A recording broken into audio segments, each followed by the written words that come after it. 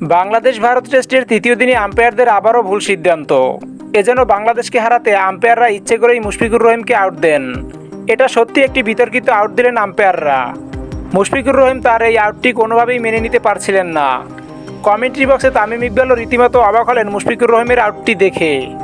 এর আগে ভারতের দুই সেঞ্চুরিয়ান শুভমান গিল ও ঋষভ পান্তের রানের উপর ভর করে 287 রানে ম্যাচ ডিক্লেয়ার দেন ভারত।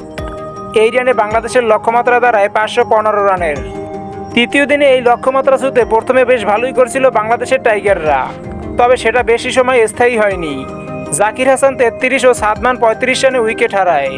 এরপরে মাঠে কিছুটা সময় তাণ্ডব চালায় মুমিনুল হক ও ক্যাপ্টেন শান্ত অর্ধশত রানের দেখা পেলেও মুমিনুল আউট হন 13 রানে। এরপর মুশফিকুর রহিম মাঠে নামতেই দেখা গেল আম্পায়ারদের বিতর্কিত ট্র্যাজেডি। মুশফিকুর রহিম তখন ব্যাট করছিলেন। 33.4 ওভারে অশ্বিনের করা একটি বলে লং অনে শট খেলেন মুশফিকুর রহিম। তখন লং অনে ফিল্ডার ছিলেন KL রাহুল। ঝাঁপ দিয়ে বলটি তালুবন্দি করেন তিনি। আর এটা নিয়েই যেন আম্পায়ারদের বিতর্কিত সিদ্ধান্ত। মুশফিকের এই আউটটি মোটেই আউট ছিল না। বারবার ক্যামেরায় রিভিউ দেখিয়েছে, তখন দেখা যাচ্ছিল বলটি KL রাহুলের হাত থেকে মাটি স্পর্শ করে, কিন্তু আম্পায়াররা আউট বলে ঘোষণা করে। এই বিতর্কিত আউটটি মানতে পারছিলেন না মুশফিকুর রহিম।